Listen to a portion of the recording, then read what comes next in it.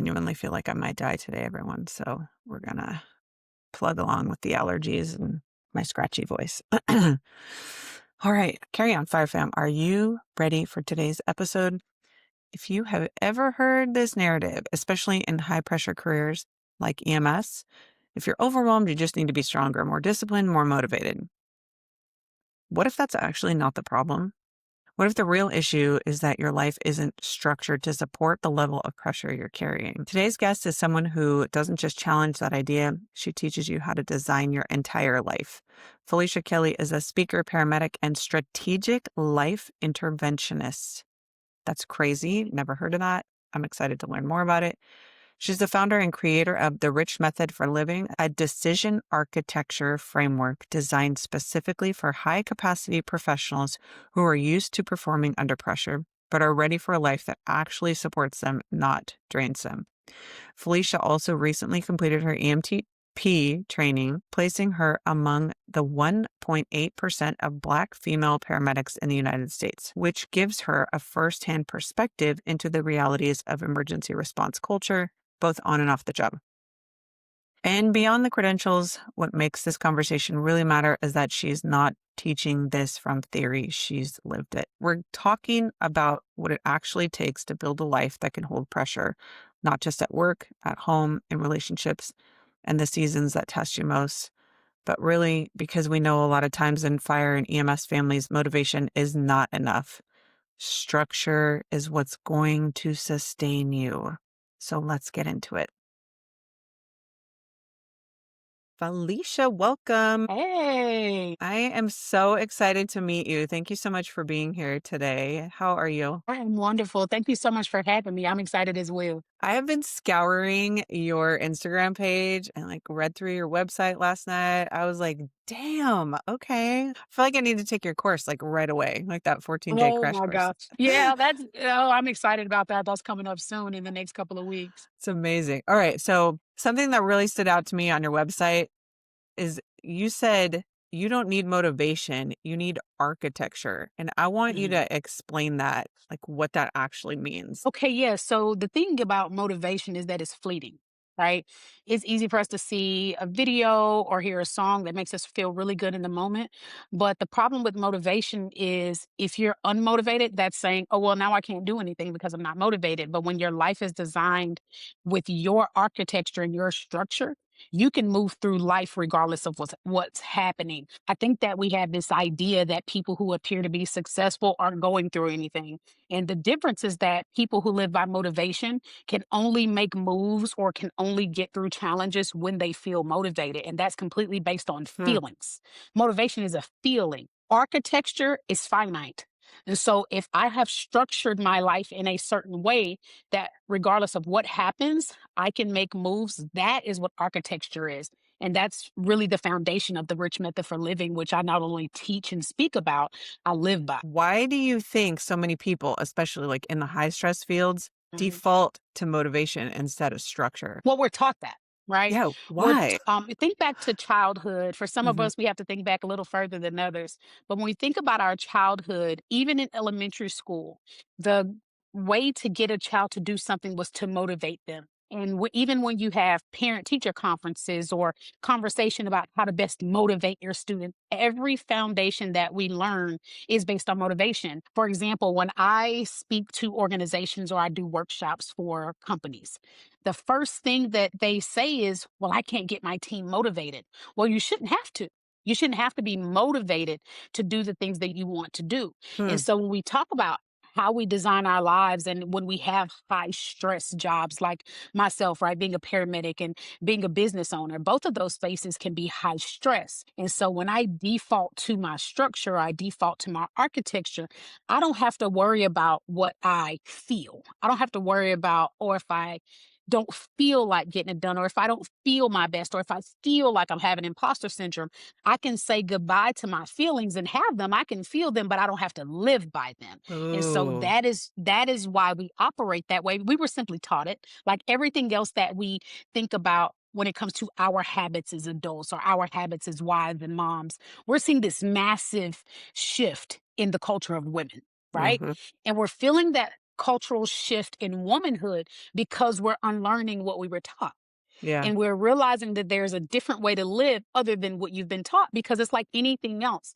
Sometimes you're just taught the wrong way, or you're using something that may have been right when it was taught to you, but it's outdated. And I simply think motivation is outdated. Ooh, I love what you said there because outdating is huge right now. I feel like we're being transported into something new and unique. And a lot of people are stuck in that outdated model where they Mhm. just cannot move forward. I just don't know how to get people to kind of be more open to the structure of forward thinking instead Mhm. of like being stuck in that outdated model, like you said.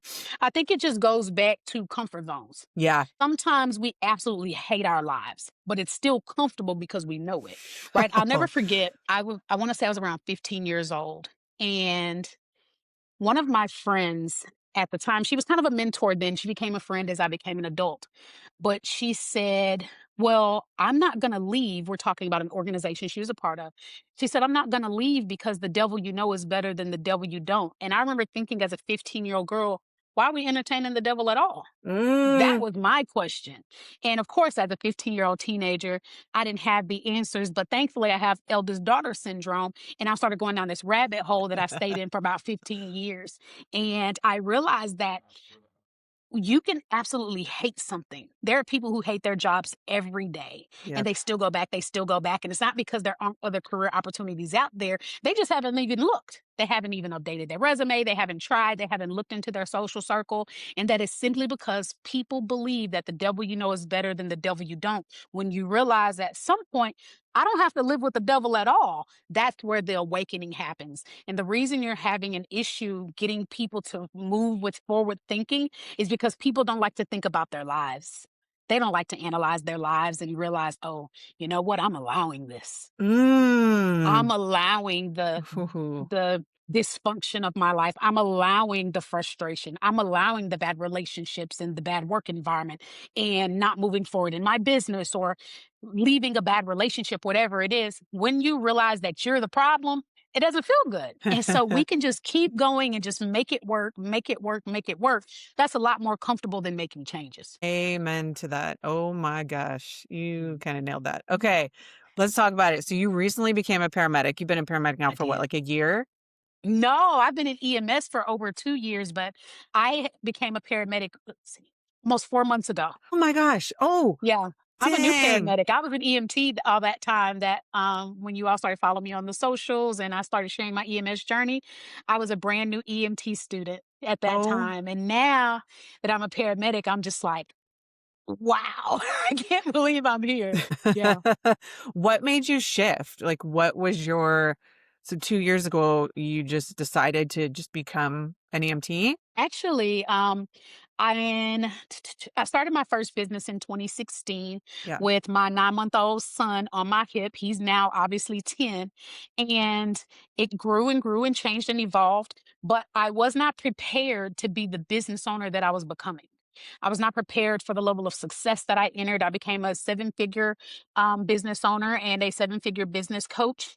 And in January of 2023, things felt really off to me and I could not figure out why, praying and all these things, trying to figure out what was going on. And I realized that that segment of my life was over. And it Huh? goes back to a little bit of what we talked about earlier. When you realize the season of your life that you know the best is over, you start to feel a bit lost. During that same month, my grandfather passed away, one of the rocks of my life. I'm the oldest grandchild, so he was not a grandfather until I made him one. You can imagine how close we were. 4 days after that, I lost my vision in my left eye, started seeing all these doctors. Mind you, I'm in the middle of a four-city tour for the Yep. brand that I was running at the time. And after the second stop, I canceled the rest of the tour, started seeing all these doctors, and I was diagnosed with MS. And when Ugh. I was diagnosed with MS, I was like, well, that can't be right. I couldn't possibly have an incurable autoimmune disease. Do you know who I am? Do you know Mhm. what my goals are? Do you know the path that I'm on? The trajectory of my life is massive. And it forced me to take a step back. And I took a year off, lived on my savings, and I said, it's time for something different. I don't know why. I'm going to go be a paramedic. And I started doing research and I said, well, it turns out to be a paramedic, you have to be an EMT first. I didn't know there was a difference, like most of the public. Mhm. And so at that point, I went to EMT school and I didn't know why at the time, but I'm very clear on the purpose of that now. And one of the biggest things that shifted for me in that time was I started living by the method that I teach out of habit, not out of obligation. And I realized the rich method for living completely changed my life. And it just made me a better person. It made me a better mom.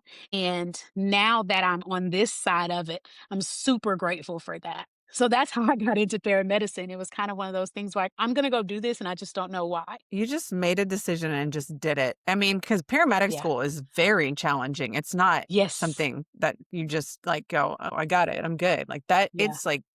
it's a long period of It is. studying and, lots of work, lots of Yeah. training. Oh my god, good for Yeah. you. I'm not the same person. I'm not the same person post paramedic school that I was prior to paramedic school. Even as a 38-year-old woman, it's changed me as a person. And, okay, so tell me what your experience has been like so far.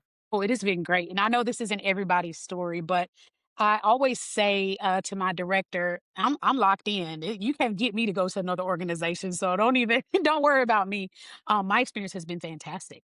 And I say that from a space of joy and support and understanding what I'm doing. That does not mean it was not exceptionally challenging. It was very tough. It was very tough. I went back to school at 34, and that's, taking some classes prior to realizing that my paramedic program would count toward my degree. And while I was taking those classes, and I'm 34, 35, and everyone else is 18, 19 years old, that's a challenge in itself. Not to mention, as you go from that 35 to 40-year-old woman period, you start to see the perimenopause Mhm. signs and symptoms. And then my children are growing. And for those who don't already follow me, I got separated from my husband at the time during paramedic school, which was a totally different ball game. And you always have that moment in paramedic school where you're like, I should quit. I Mhm. should just quit. This is not worth it. And I don't know a single paramedic who hasn't been through that moment in some form or fashion. But the support that I had from my instructor and my coworkers and the circle of friends that I have, that has really helped me persevere through that. And I realized that overall, although it was very hard, the experience itself was great. Not Yeah. great enough to want to do it again, but great enough to be glad I did. One and done. You're good. Yeah, Yeah. yeah. Oh, yeah. One and done. Okay, so tell me about, like, why do you think this career in particular, like with in EMS as a paramedic, how do you think it can impact somebody's capacity over time? And I know you're kind of fresh into it, so you've got a Mhm. unique perspective because of Mhm. your rich method plus paramedicine. Yeah. So what do you think about that? Well, the thing is, before I was a paramedic, I spent nearly 20 years working with high performers. So Mhm. high performance is not new to me. Paramedicine is new to me, but high performance is not. And so when I was working with those high performers, I'm talking sales leaders, finance managers, CEOs. And for the bulk of my 20 years in sales, I was working with women building multi-million dollar companies. And all those different industries are, of course, when it comes to paramedicine, different compensation levels and titles, but the pattern was the same. High capacity, high responsibility, high output. Any paramedic, and not just paramedic, fire, PD, sheriff's department, any first responder has had that situation. They're like, damn it. I don't know why I even got into this. And you have those moments where it's nothing but fear around you, right? So high capacity careers create a level of stress that only a person in a high capacity career can understand. But although we have these high capacity, high output, high responsibility, and we're clicking behind the scenes, that's where you see the strained marriages, the exhausted nervous systems, the financial misalignment, right? And I realized it was the exact same pattern in EMS and first responders that I was seeing in entrepreneurship, that I was Yep. seeing in the finance companies. The only thing that was different was the uniform. So the CEO that I'm working with, driving their Bentley, is having the same problem as the 15-year paramedic on the truck. And everybody's got a different excuse as to why. However, it is the exact same pattern. And that really surprised me. When people found out I was a paramedic, they're like, how do you deal with all that trauma and all that pressure? it is the same as it was in high capacity fields. And that's because this isn't a healthcare problem, it's a high performer problem, Huh. right? We train people to execute under pressure, but we don't train them or teach them to build a life that can sustain that pressure. Ooh. And so then what happens? The career expands, the responsibility expands, the output expands, but the structure underneath it does not. So eventually, high capacity without architecture collapses. It's like a house of cards. And I didn't learn that in EMS. I learned that as a seven-figure entrepreneur, but I recognized it in EMS. And so I realized that when I was going through this, the problem was that I had optimized performance, like a lot of these companies, Yeah. optimized performance, performance, performance, but we hadn't built a structure. So when that pressure increased and my granddad died and my business slowed up and I was diagnosed with MS, everything underneath that pressure started to crack. And so at that point, I started to realize, okay, it's not about industry, it's about architecture. And that's where the rich method for living really, really took a turn in my life because I had to find out, okay, if money doesn't fix it, if changing the clientele or changing the career doesn't fix it, it must be me. Mm. Mm. Yeah. Okay. So let's talk about that for a second with in fire families in particular. I hear this all the time Mhm. because my husband's a firefighter. So we'll go with the fire family, and it's probably true for all first responders. If Mhm. that family does not have the structure, how can we fix it? Like, what kind of measures can we put into place to really give a supportive structure for the whole family and that first responder? What does it look like? I love that question because the rich method for living starts with the R, which is relationships. The rich is an acronym. When we talk about relationships, we have to consider that relationships are not always about romance from the personal level or networking from the business level. Relationships, no matter what type of relationship it is about access. And so the first question to ask yourself when you're that high capacity person with that high responsibility role is who actually has access to me? Because yeah, you're a husband or a wife or a parent or whatever, but does your family actually have access to you? Right? Are you around or are you present? Because the higher the responsibility, the more unintentional relationships become if you're not careful. And it's not because you don't care, it's just because you're tired. You may not feel physically tired, but you're solving problems all day, absorbing pressure all day. So by the time you get home, there's not much left, right? One of the things that I see in these relationship management when it comes to first responder families is that we have to get the point that your family does not understand what you're going through. They don't. And that's okay. Right. But your family does understand that they're getting leftovers. They're getting leftover energy, leftover attention, leftover patience. We find ourselves getting short after we've had that bad call. We find ourselves getting frustrated.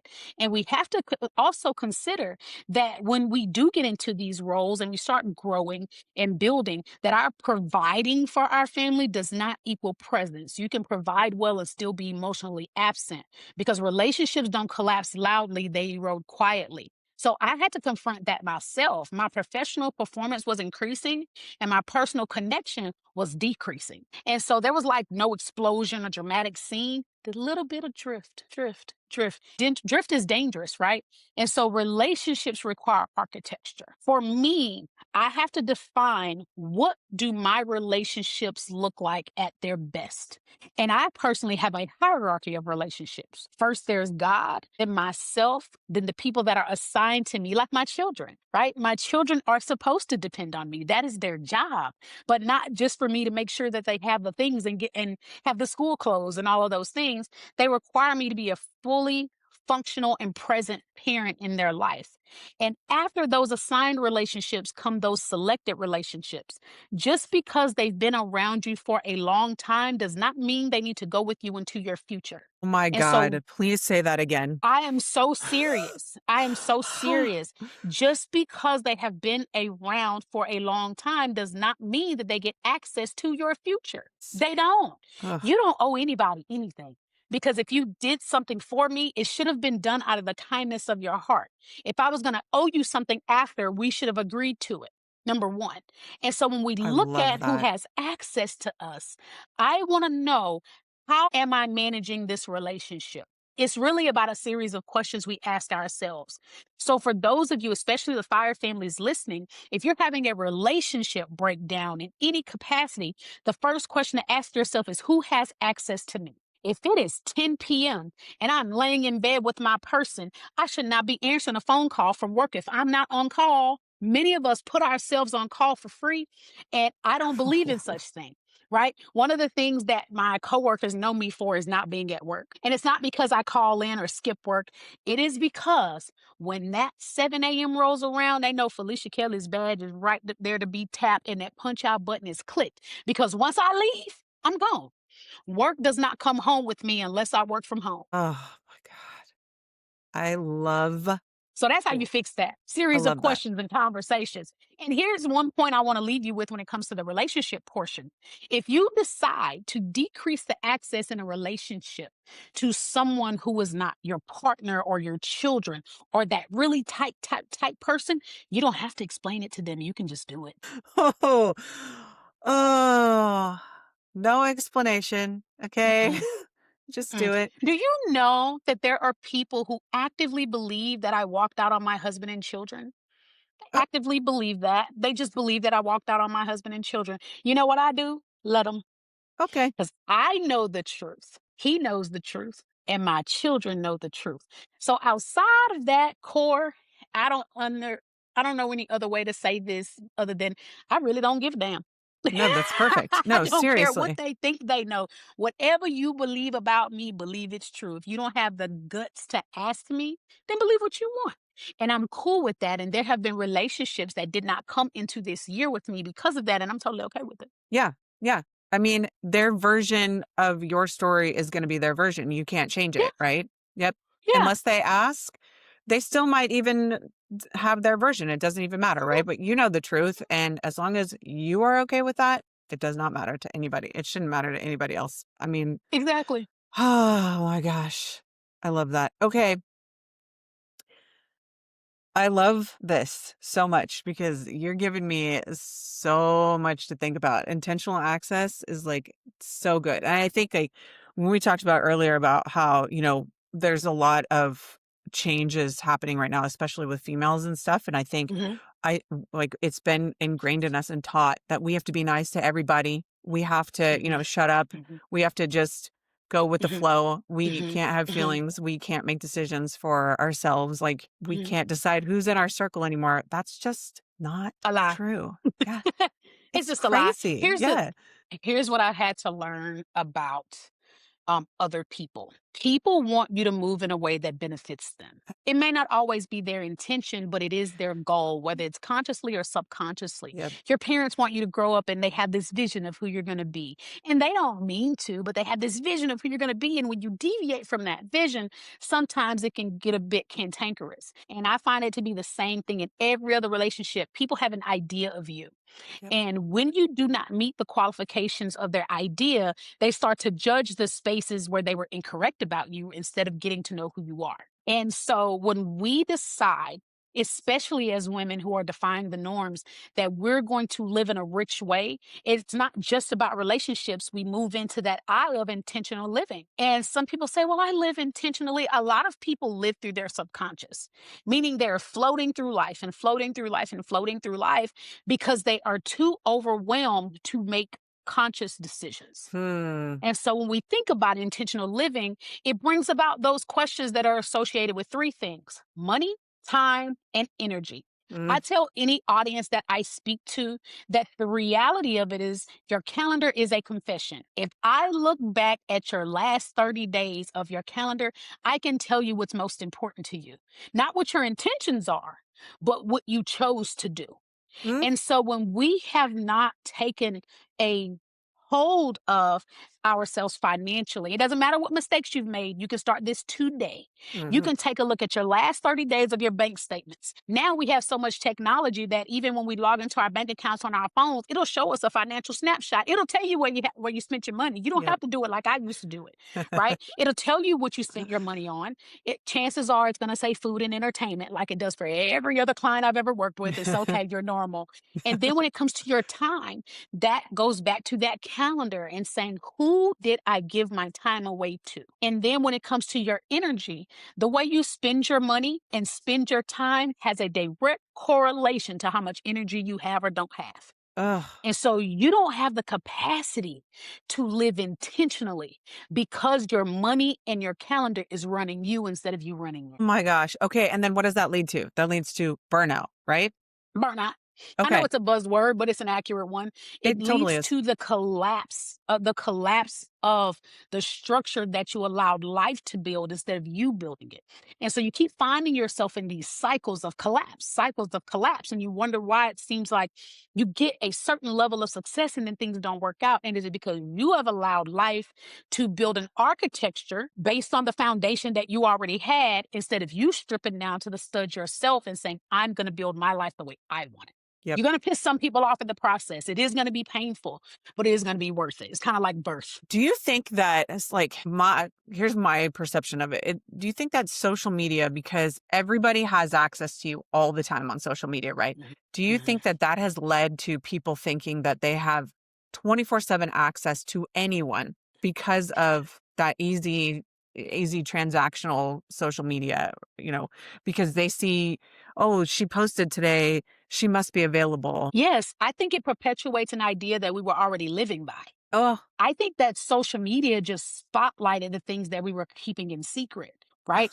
Those burned out moms, those overwhelmed wives, those frustrated employees. It's been that way. boo, But you are not now wrong. everyone's like this. Hmm. And now we can screenshot it and post it and reshare it. And now we can talk about it. You have to consider that parasocial relationships are really no different than when we were teenagers and watching the cool kids or the cool kids. Everybody had their little group. Everybody had their little group. And just like back then, you thought you knew people based on the small glimpses of their life that you saw. So if you knew that little Marianne came outside after her parents got home from work every day, and this particular day you didn't see Marianne outside, it doesn't mean that anything was wrong with Marianne. It just means that you don't know Marianne as well as you think you do. And so we've gone from that mindset to what we see in person to now seeing it online. And we think that we know someone just because of what they posted. Oh Which is my one of the God. reasons I hid my social media from my coworkers as long as I could. But all that took was for one person to Google me, and here we are. But Oh, yes, I think that seeing people in 24/7 access is just a part of a continual pattern that we've been living by for generations. okay. How do we break some of these terrible patterns that we've gotten ourselves into? What do you think, like, baby steps can we take to really just like get out of these really bad habits and these really bad, like, just structures that are killing us? I think it comes down to getting honest about what we want. Some of us are living lives that we thought we were supposed to live, and we realize that the accomplishments that we have are not actually ours. Yeah, we did it, but we didn't do it for us. There are plenty of people that I see every day that hate their lives. Yeah. I see it on a consistent basis. And one of the things that we can do is take a look at what we've done over the years and ask ourselves, are we happy with who we are and where we are? If you're happy with where you are, but not happy with who you are, you have a problem. Hmm. If you're happy with who you are, but you are not where you are, there's a disconnect somewhere. Yeah. And so I think that the first thing is to ask ourselves, number one, what do we want? Are we living the lives that we envisioned? Are we living somebody else's dream? Are we completely healed from things in the past? Are we trauma bonded with ourselves? We like to talk about trauma bonds with other people and relationships, romantic partners, but sometimes we're trauma bonded to a past version of ourselves. And so, if Mm. I know that I can survive anything, I'm going to operate like a survivor. I'm going to think like a survivor. If I have been a paramedic for 20 years and I'm used to chaos, chaos, chaos, I grew up in chaos, chaos, chaos. It explains why I love the field so much. However, if we have not healed from that and we're trauma bonded to the past version of us, we will find ourselves unable to move forward from a healed perspective. So every time a space of peace comes into your life, you got to screw it up. I live in chaos. I'm a survivor. I can't be out here living in peace. And then we become a hater. Can I go further with that? Am I doing too much? Shit. Can I go No, further with keep that? going. Keep Because then going. you turn into a hater, right? You become that officer or that lieutenant or that crew chief or supervisor that sees the new person coming in with all their energy and excitement. And you're like, why are they so happy? They're too eager, too eager, too eager. I'm sorry. As a person who is trained and hired for and run many organizations, I thought you'd want someone to be eager to be here. So when you realize you had that attitude, and if you find yourself saying that, I am here to tell you that you have become a hater, Oh, shit. and it's because you're unhappy. Unhappy people become haters as a byproduct of unhappiness. Oh my god. And so that is what it leads to. We can play around with it, dance around with it all we want. But everybody knows that group of people at their organization that nobody wants to work with. Yep. Nobody wants to be partnered with. Nobody, for those in corporate settings, you don't want to do a single project with them. Mhm. Everything you do has to be documented in email because you never know when they're going to flip a switch, right? It is because they have lived in unhappiness so long that they have become a hater as a byproduct of unhappiness. You just blew my freaking mind because that, I mean, I see it, I hear it every day, like every You day. can't be part-time happy. You can't be part-time happy. You are either a happy person or unhappy person. You can have unhappy moments. Yeah. You can have a full range of emotions. That is one of the things that healing taught me is that I have a full range of emotions. I grew up as a very angry person just because of Mhm. the things that were going on in my life. And when I realized that I was trauma bonded to the past version of myself, I chose happiness. I chose happiness. And Oh when my gosh. people do not choose happiness, unhappiness shows up in every part of their life. Yep. You cannot be an unhappy person in a good marriage, an unhappy person in a good career. Nothing good is truly happening at the core of it if you are an unhappy person because that carries, that energy carries. People feel it, they see it. And if you're one of those people that when you walk up and you're stop talking, everybody knows how it is. Everyone's talking in a group. That person walks up, the conversation dies down, is because you're an energy killer and they don't want Ooh. any of it. Ooh. Right. Ooh. And you have every right to shut off your energy when you're around energy killers. Your discernment can feel it. You can sometimes physically feel it in your belly when that person has bad energy. Or I hate to be too deep in my space. Sometimes they have, it seems like a little bit of a demonic presence to me. I don't want any parts of it. Mhm. And so I'll get quiet and I'll walk away. I have no problem with an Irish goodbye at any point. You'll It's look my up and favorite Fee will be exit. gone. My favorite kind of exit is the one nobody knows about until I'm at home and rubbing my feet together. Love it. Oh my god. Okay, we kinda talked about the R and the rich method of Mhm. living, but I wanna hear the rest. Give me the I and the C and the H. Yeah. So we went into a little bit of intentional living with money, time, and energy. But then we dive into the C, which is cultivating growth. Ooh. You ever know someone, or like in my position, you ever been someone who, as soon as you accomplish something, you're looking for the next accomplishment? As soon as you finish something, you're looking for the next thing. People struggle to rest in success because they don't know who they are without their titles. And so Rest when and we talk about, success is yeah, crazy. yeah. Ugh. When I finished paramedic school, I was like, "Ah, I did it." And then I went to work the next day and said, "What do I do with my hands? Where are my books? Where are my study guides?" They said I passed that test yesterday at that testing center, but I don't. And so our deputy director comes in. We have our director and our deputy director, both amazing guys. My deputy director comes in and he's like, "Fee, just the person I need to see." I'm like, "What do you need me for?" He was like, "I was putting your codes into the narcs box so you can get narcotics and things and have access to everything you need as a medic." And at some point, he asked me, he said, "What are you doing?" And I realized I had been sitting down and getting up. I'd walk back and forth. I sit back down for a few minutes. I get back up. I walk back and forth. I said, "I think I'm trying to figure out what to do with my hands." I have been deep off in these books for over a year. And now paramedic school is over. I've passed the state test. I don't know what to do with my hands. Mm. And he said, "Just chill for a minute. You'll get a call at some point." And I said, "You're right. I need to chill." And so because we don't know how to rest in success, we treat our accomplishments as if they are minuscule. And so when you accomplish something, the fact that you did it is always a big deal. Just because people do not make a big deal about themselves does not make you wrong for making a big deal about yourself, because it Yes. is very obvious that some of the things that I accomplish, you could never accomplish, and vice versa, right? Mhm. My daughter's a cheerleader and soon to be gymnast. She's already working hard and tumbling. The things I see her do, I would need a paramedic for. My son plays tackle football. The things that I see them do on the field, I'm like, do they need me? Are they okay? And they Right. pop right back up and keep on going. Everything that you do in this life is a big deal simply I because you're love that. living today. There are people who were here yesterday who are not here today. So Yep. when we talk about cultivating growth, we have to understand that to begin with. And then we have to ask ourselves a couple of things. And there's something that I wrote down specifically for today. I felt like I would need it and I'm And you glad I do. did. I'm going to Mhm. pull up this note that I wrote down. It came to me in the middle of the night. That's how I knew this was going to be a great I love that. conversation. When people are trying to determine where they want to go in life and how they want to move forward, you have to ask yourself three things inside of cultivating growth. You got to identify areas of growth. Number one, personally and professionally. Who you are at home and who you are at work is not the same, and that's okay. Professional fee and personal fee are not the same. And it goes back to access because the people who have access to you personally don't always need access to you professionally. Some of the things that I do at work, I cannot talk to you about. Yep. You're going to be up all night if I tell you some of the things that I saw.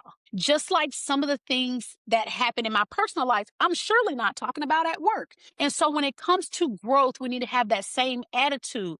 And we have to ask ourselves questions in three areas. Number one, critical. What is critical for me to grow right now? Do I need a therapist to deal with some of this trauma and some of this frustration? Do I need to renew my license? Is my CPR certification going out? Let's handle these critical things that are tiny, tiny things that end up becoming big things if we don't take care of them.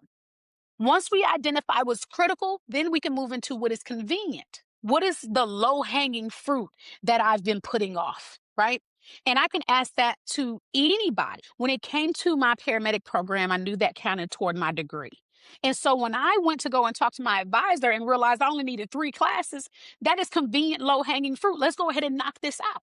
And then once we've taken care of any critical growth, then the convenient growth, now we can move into those desired things. Where is an area of growth that would take some serious commitment?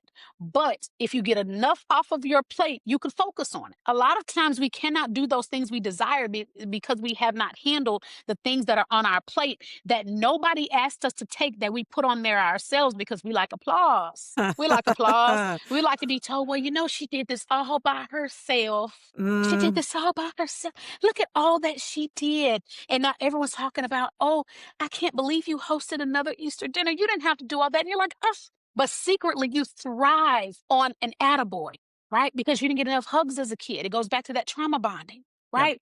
And so when we start taking those unnecessary things off our plate, we'll find ourselves sleeping better. We'll find ourselves being able to slow down and not having those moments where our brain is going constantly all the time. And only when we handle the relationships and the intentional living and the cultivating growth can we acknowledge the H in rich, and that's harmony and harvest. This is where we talk about lifestyle development. This is where you go from having life tell you what your lifestyle is to designing your own lifestyle. Have you been putting off something that you've wanted to do forever? Why? We have seen the state of the world change drastically in the past decade. I would highly recommend if there are some things that you want to do in this life, it's time to start living.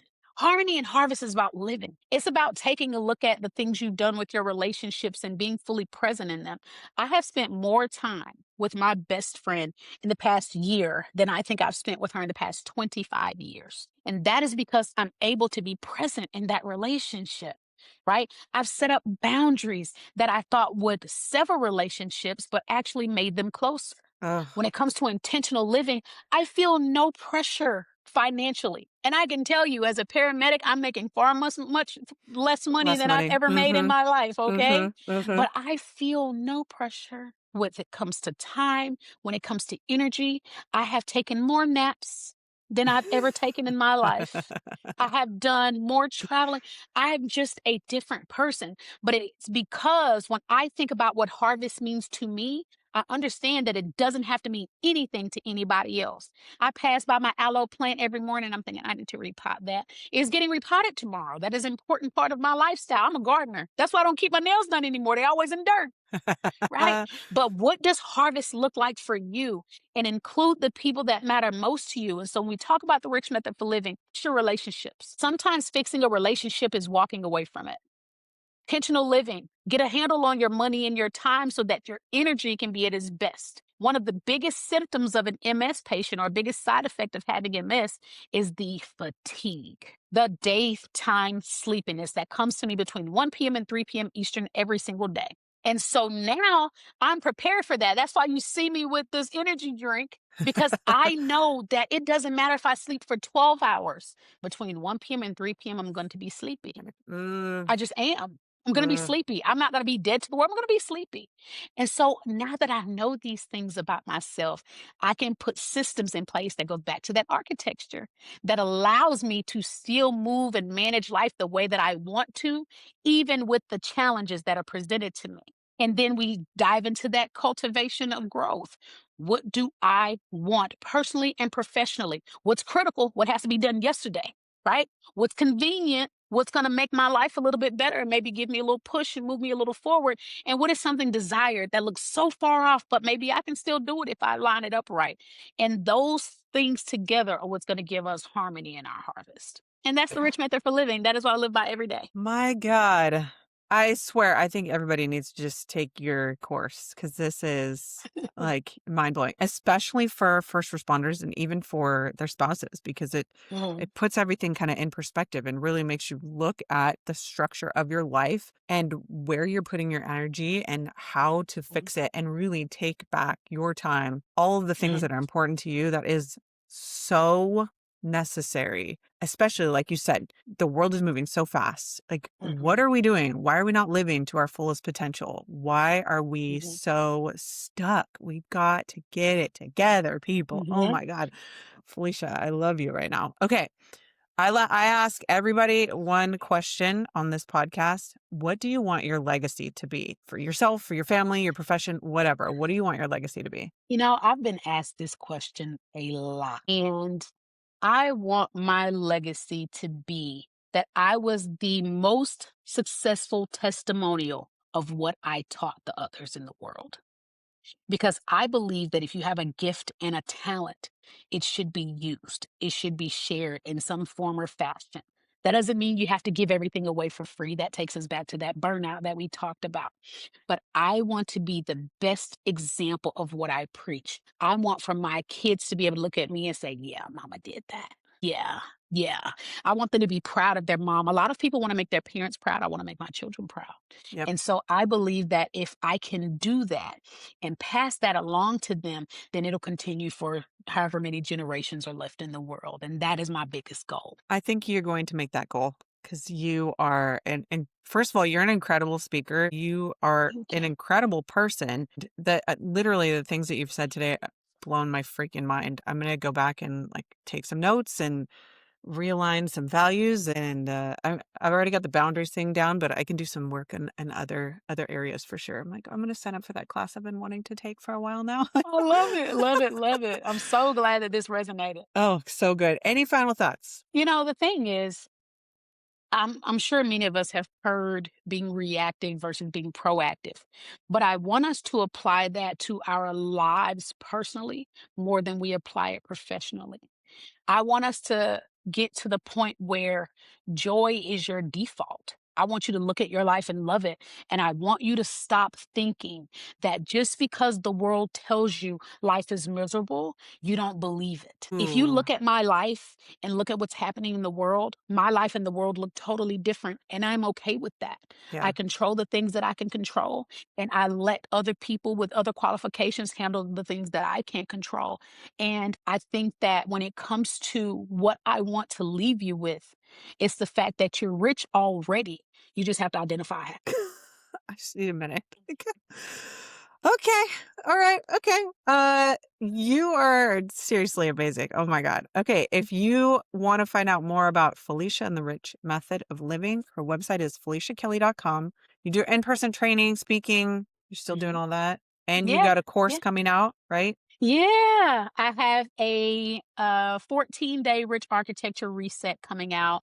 And it is because I was a business coach and a sales coach for so long that I've done all the 6 month and 12-month and 18-month programs.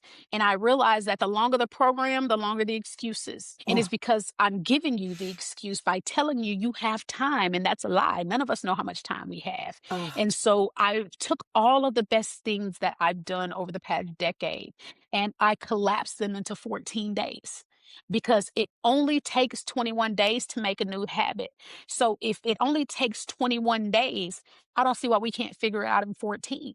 And ugh. I learned that the quicker we make these turns, the easier it is to set up that architecture. And that is why I moved to primarily speaking. And I do not know if I'm going to offer the reset live again because if we one take this, it will be a pre-recorded course going forward.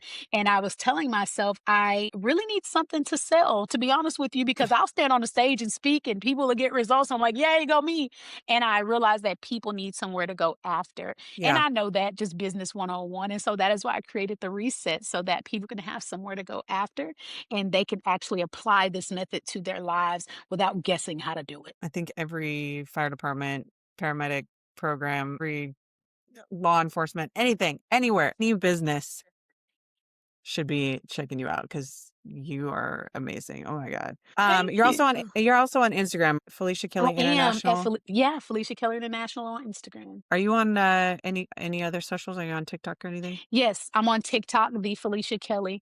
I'm a little more active on TikTok, Okay. but I do post quite a bit on Instagram as well in my stories. I'm more of an Instagram story girl than Y'all a feed post. go give Felicia a follow, please, everyone. You are just incredible. I cannot wait to watch you kind of evolve through paramedicine now, and I Thank just you. love everything about you, and I wish you nothing but success because you are a light that a lot of people need right now. Thank you so much. It was a pleasure, pleasure, Thank pleasure. you. Hold on one